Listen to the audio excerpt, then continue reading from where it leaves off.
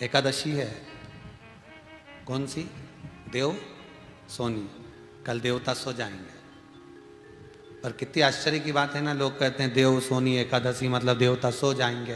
पर शास्त्र कहता है, ब्रह्मवेत्ता पुराण में लिखा है कि ब्रह्मा जी को एक क्षण की पलक झपकी थी और वेद हाथ से खसक गए थे।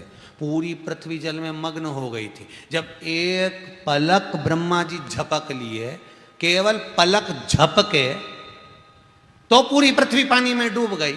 और अपन कह रहे देव सोनी एकादशी पे देवता सोएंगे न, देव उठनी पे उठेंगे। 4 महीना अगर सो गया नहीं तो जितने अपन है नहीं सब ऊपर मिलेंगे। वो सोता नहीं है, वो दिन रात जागता। बस एक लीला है भगवान की जो भगवान करते हैं। अपना कार्यभार, भगवान विष्णु अपना कार्यभार जब संभल नहीं पाता, देख लेते हैं अब मुझसे बना नहीं, तब भगवान अपना कार्यभार देवाधिदेव महादेव को दे देते हैं। कल ऑफिस में बही खाते पलटे जाएंगे। कौन से ऑफिस में? वो ऊपर वाले। कल भगवान विष्णु अपने सारे खाते शंकर जी को देंगे। अब जितने सिग्नेचर चलेंगे वो किसके चलेंगे? चेकबुक पे।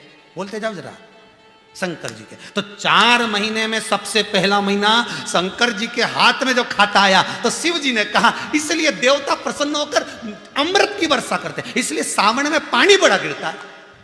शिव जी बड़े प्रसन्न रहते हैं, आज मेरा खाता, अब मेरे सिग्नेचर चालू है। इसलिए कहते पहले महीने में ही, सावन में ही शंकर जी की इतना रिझालो कि सिग्नेचर करके चेक अपना लगाते, तुरंत चेक पास, तुम पास। बस इसलिए सावन सबसे पहला, फिर भादो, फिर कुंवार, फिर कार्तिक, ये सब बात। पर पहले में ही अपन को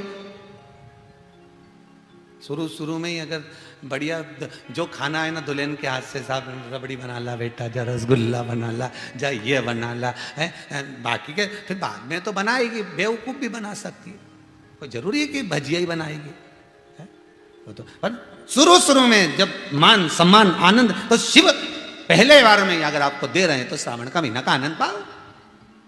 शिव महापुराण की कथा कहती है, एकादशी के दिन गंगा के जल में मात्र 7 बेलपत्री डालकर जो नंदीश्वर भगवान, अर्थात जो शंकर जी के शिवलिंग के सामने नंदी होता है, उस नंदी के चरण पर गंगा का जल चढ़ाकर बेलपत्री शिव पर समर्पित कर देता है, उसके घर में रुपया रुकना चालू हो जाता है। फिर वो गलत जगह पर नहीं जाता, गलत स्थान पर वो धन जाएगा ही नहीं। बेटा अगर व्यसन में पड़ा हुआ है, मदिरापान में पड़ा हुआ है, मांसाहार में, जुए आदि में जा रहा है, तुम्हें लग रहा है कि मेरा बेटा गलत मार्ग पर जा रहा है, ये मित्र दोस्ती गलत हो रही है, वो सही जगह पर आ जाए।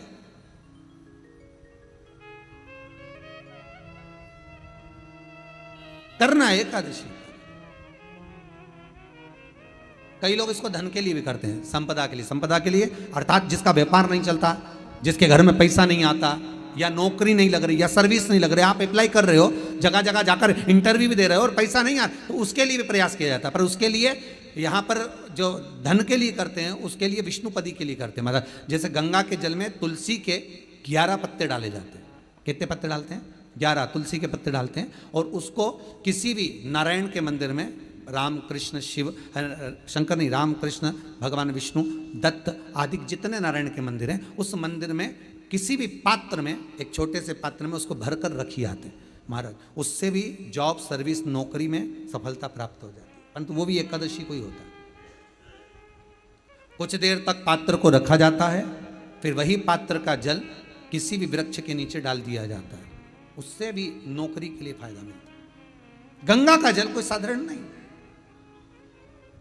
भागीरथ बाबा तब साधना में लगे तो उनका हृदय, चित्त, वृत्ति, मन बाबा में लगे।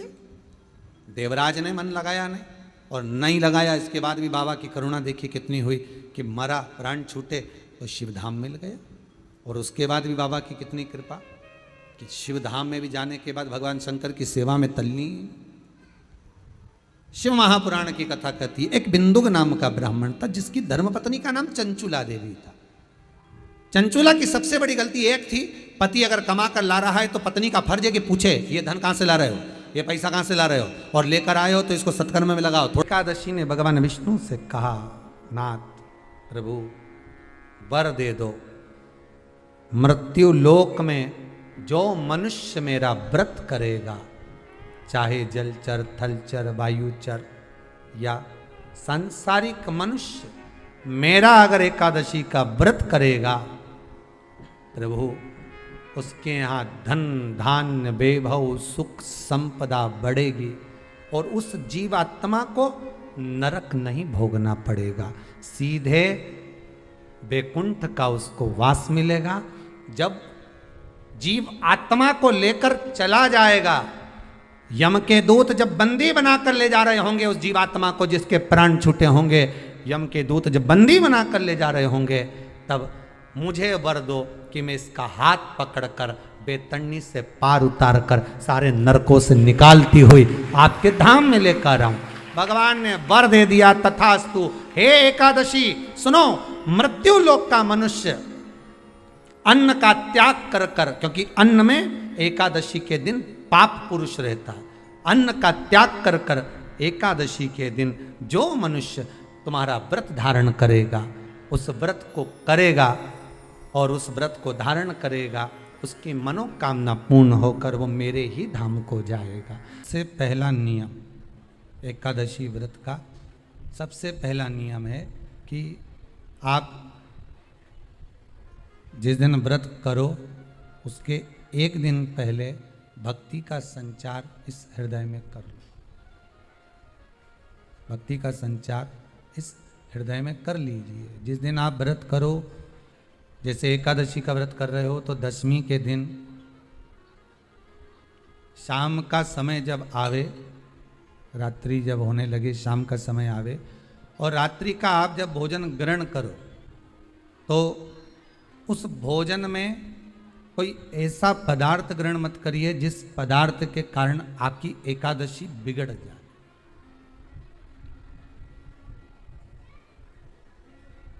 कोई बेकार भोजन हमें ग्रहण नहीं करना, श्रेष्ठ भोजन ग्रहण करिए दशमी के दिन।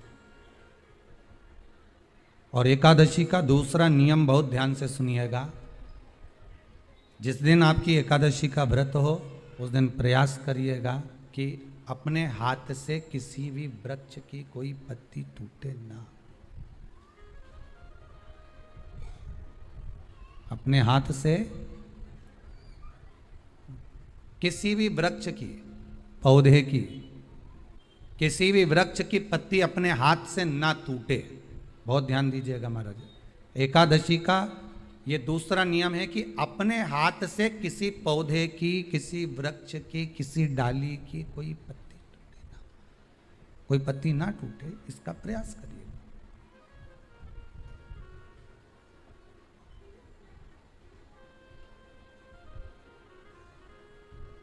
कितना सुंदर व्याख्यान कहा है, कितना सुंदर वर्णन है महाराज, कि मात्र एकादशी का व्रत कर लेने पर, मात्र एकादशी का व्रत कर लेने पर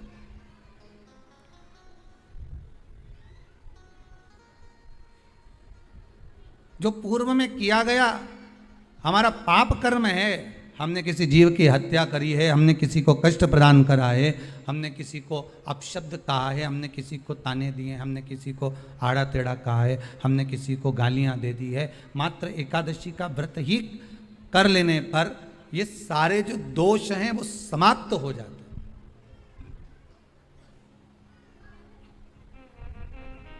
सारे दोष हमारे समाप्ति पर आ जाते हैं।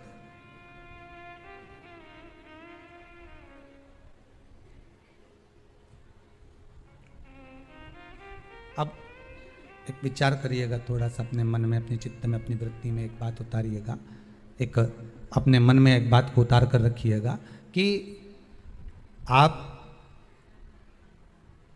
अपने पाप को, अपने पाप कर्म को जिस दिन छिन्न करने वाले हो, समाप्त करने वाले हो, अपने पाप को आप जिस दिन समाप्ति पर लेकर जा रहे हो, तो उसके एक दिन पहले आपको प्रसन्नता होना चाहिए कि नहीं होना चाहिए कि कल मेरा पाप कटने वाला है, कल मेरा पाप समाप्त होने वाला है। जो मैंने पाप कर्म करा है वो समाप्त होगा, जो मैंने पाप कर्म करा है वो कल समाप्त हो जाएगा। तो एक दिन पहले आपके चेहरे पर प्रसन्नता हो कि ना हो?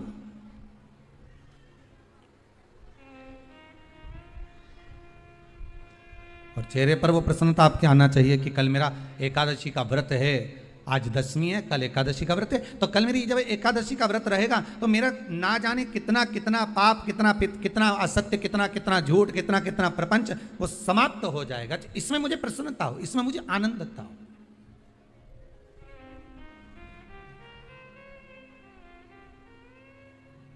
तो क्या कहा गया कि प्रयास करिएगा कि एकादशी के दिन कोई वृक्ष की, कोई डाली की, कोई कोपल की कोई पत्ती ना तोड़ी जाए।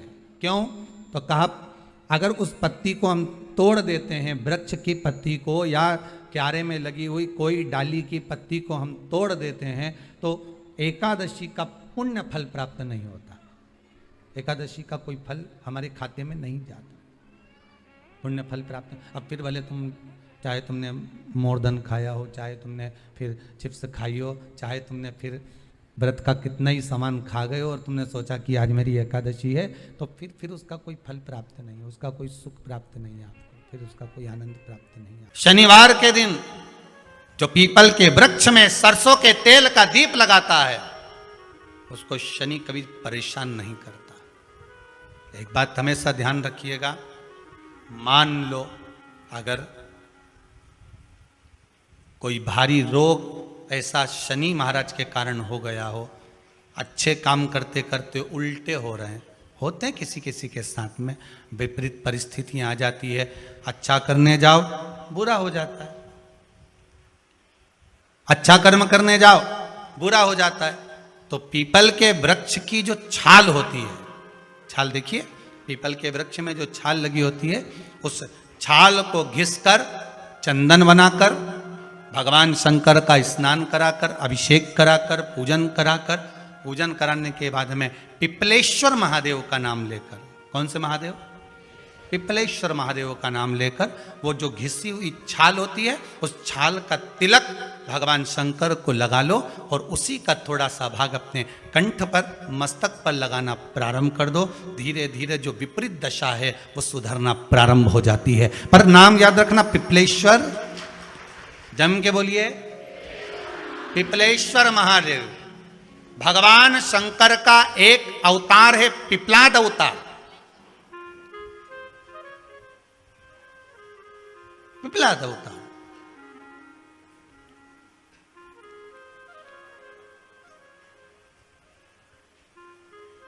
जब दधीचि ऋषि की अस्थियां चली गई, उनकी धर्मपत्नी सुवाच ने देखा मेरे पति को मार दिया गया, मेरे पति की अस्थियां ले गए राक्षसों का संहार करने के लिए, उनकी अस्थियां लेकर चले गए, मेरा पति चले गया। सुवाच गर्व से थी, मरना चाहती थी, प्राण छोड़ना चाहती थी। शिव जी ने देखा ये तो अग्नि के ऊपर चढ़कर अपनी देह त्याग रही है। शंकर भगवान ने आकर कहा रुक जा सुवाच, रुको, तुम्हारे गर्भ में बच्चा है, तुम्हारे गर्भ में बच्चा है, वो बच्चा मर जाएगा।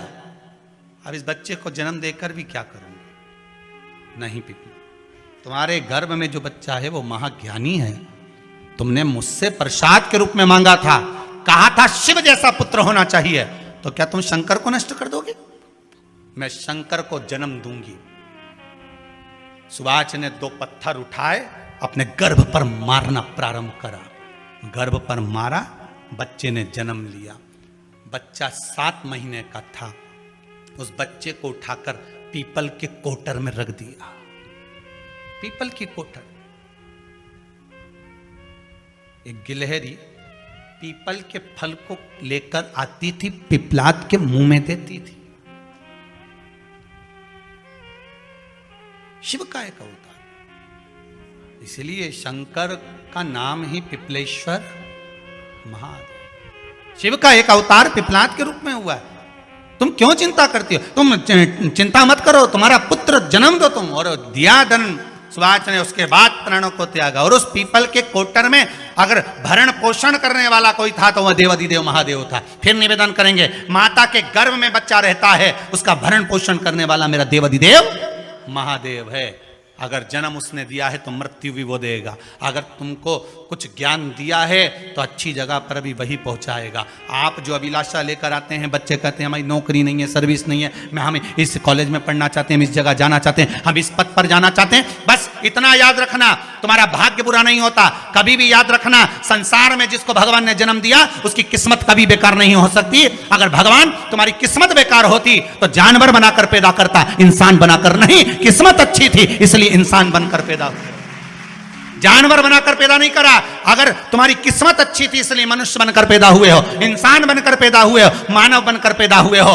भगवान को दोष मत देना कि भगवान ने किस्मत बेकार दी है। भगवान ने किस्मत अच्छी बनाई है इसलिए तुझे मृत्यु लोक में जन्म दिया। भगवान ने भाग्य अच्छा बनाया इसलिए तुझे शिव महापुराण की कथा सुनने का मौका दिया। नहीं तो भाग्य में नहीं होती तो कहां से मिल जाती। किस्मत अच्छी है तो भगवान फिर नौकरी भी लगाएगा, धंधा भी करवाएगा, सर्विस भी कराएगा, विवाह भी करेगा, शादी भी करेगा, मकान भी बनाएगा, जायदाद भी देगा, संतान भी देगा। उसने दिया है पेट तो भरेगा वही। हम काय को अपने माथे पर ले, मैंने इतनी पढ़ाई कर ली, मैं इंजीनियर हो गया, मैं ये बन गया, मैंने तो ये कर लिया, उसके बाद भी मैं घर में बैठा हूं, मेरा छोरा घर में बैठा, इतना पढ़ने के बाद बैठा। जन्म उसने दिया है, भाग्य उसका है, किस्मत उसकी है, तो कहो उसको कि शंकर का भजन कर, मंथन करे, मक्खन निकलेगा और घी भी जरूर बनेगा। हारना मती। जब तेरे 3.5 करोड़ बार गिनती मत करना, गिनती वो करेगा। तू तो भज, तू कुबेरेश्वर का स्मरण कर, तू महाकाल का स्मरण कर, तू काशी विश्वनाथ का स्मरण कर, तू महाकाल राजा का स्मरण करके तो देख। शिव का भजन कर, 1 लोटा पानी ले जाकर रोज चढ़ा शंकर जी के मंदिर में जा। शिव से भजन करने में क्या देरी। नहीं जा सकता शिव मंदिर में जाने में। बच्चों को अगर शर्म आती हो तो बेलपत्री के पेड़ के नीचे पानी चढ़ाया, वो भी नहीं कर सकता तो पीपल के पेड़ के नीचे चढ़ाया, वो भी नहीं कर सकता तो आंवले के पेड़ के नीचे चढ़ाया। पर कहीं जुड़ तो सरी, एक बार साध तो सरी, पकड़ने का प्रयास तो करो परमात्मा को। तुम भगवान को एक बार पकड़ लो फिर परमात्मा नहीं छोड़ता। पूतना ने एक बार गोदी में लेके दूध पिलाया था, बाद में पूतना कह रही थी छोड़ दे छोड़ दे छोड़ दे, आकाश में उड़ गई, छोड़ दे छोड़ दे। भगवान के आई काय को मौसी, काय को आई, और आई है तब दूध पिलाया है तो फर्ज तो अदा करूंगा, ऐसे थोड़ी नहीं छोड़ दूंगा। तुम भगवान को 1 लोटा पानी चढ़ा दोगे, भगवान को दूध चढ़ा दोगे तो भगवान ऐसे ही छोड़ देगा क्या? पकड़ लेगा, छोड़ेगा ही नहीं। फिर तुम कहोगे भगवान छोड़ दे, भगवान छोड़ दे। कहाँ कथा का रस लग गया लोगों को। अब दुनिया के लोग सोचते हैं अब मैं कथा भी हाल नहीं सुनूंगा, मैं घर में काम करूं, दुकान में काम करूं कि कथा सुनूं। पर रात्रि के जैसे ही मोबाइल खोल के बैठा, आज देखो महाराज ने क्या क्या बोला, तुरंत लगा रस।